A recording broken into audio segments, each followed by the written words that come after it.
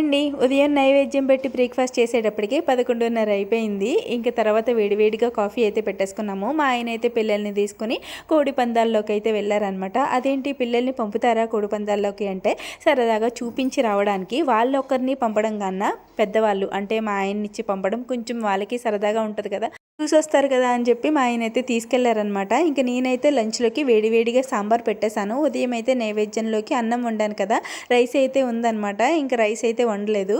మా ఆయన పిల్లలేమో వస్తూ వస్తూ బయటే తినేసి వచ్చేసారంట. మాకు కూడా అన్నం తినబుద్ధి కాలేదు. ఉదయం చేసిన వడలుంటే వేడివేడిగా సాంబార్లో వేసుకొని తినేసామన్నమాట. తినేసి ఎక్కడివక్కడ సర్దేసుకుని చలో బయటికి అలా షికారు తిరిగొద్దాం కదా అని చెప్పి అందరం కలిసి బయలుదేరిపోయాము. ఎక్కడికి వెళ్ళాము ఏంటి అనేది నెక్స్ట్ వీడియోలో అప్లోడ్ చేస్తాను. చాలా బాగా ఎంజాయ్ చేసాము ఈరోజైతే.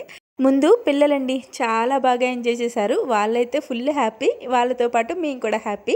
మీరైతే ప్లీజ్ వీడియోని లైక్ చేసి సబ్స్క్రైబ్ చేసుకుని వెళ్ళొచ్చుగా ప్లీజ్.